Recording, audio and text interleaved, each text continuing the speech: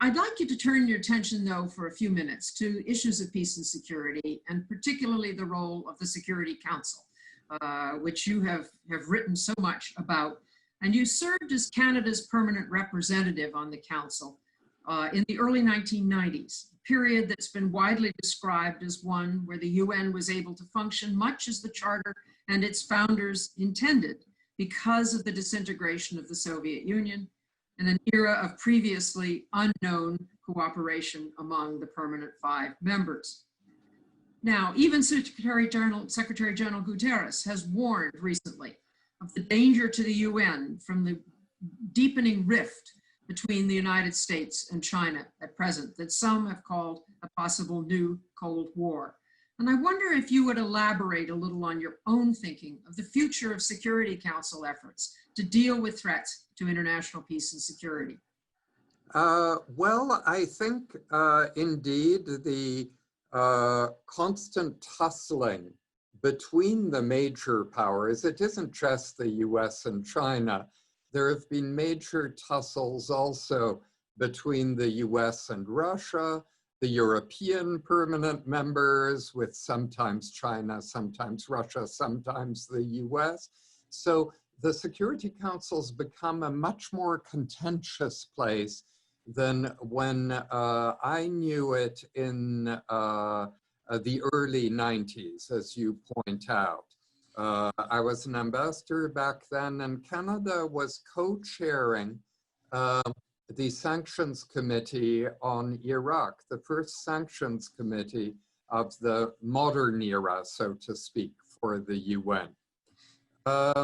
It was a very hopeful period, the early 90s, because the Cold War had actually, in international relations, ended first at the UN, when the 5 permanent members of the Security Council in 1987 started meeting with each other very quietly to see if they could come up with a solution to the Iraq-Iran war, which is somewhat forgotten today, but was an incredibly murderous conflict. And they found out because President Gorbachev had fundamentally different views from his Soviet predecessors on international relations. They found out all of a sudden there was common ground on conflict settlement. So they were able to propose to the rest of the Security Council, after meeting secretly themselves for some months, a peace plan for the Iran-Iraq war.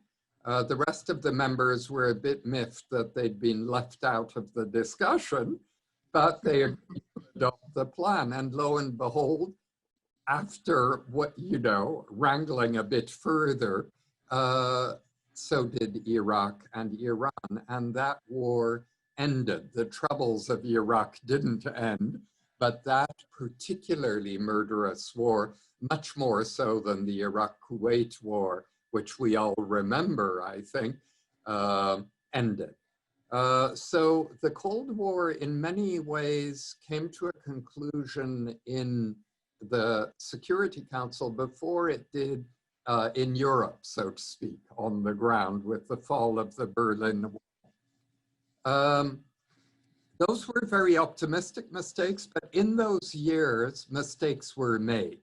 And notably, and I regret to say this, by the United States and Britain, because they had very fixed ideas on how sanctions to force Iraq to implement the provisions of the Security Council's resolution on post-war behavior by Iraq should be implemented, notably through sanctions.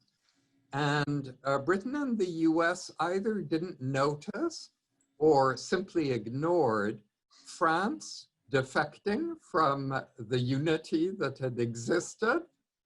China and Russia had defected a little bit earlier, and Britain and the US just carried on as if nothing had changed, and this resolution could be forced down the throat of increasingly unwilling critical partners of the US in the venture.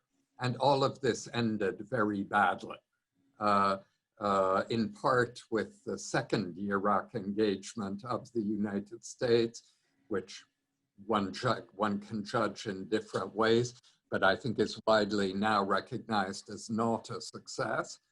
And so it was quite quickly that the post-Cold War consensus at the UN fell apart because the US and Britain were both absent-minded and arrogant in that phase, and wound up with egg all over their faces, actually.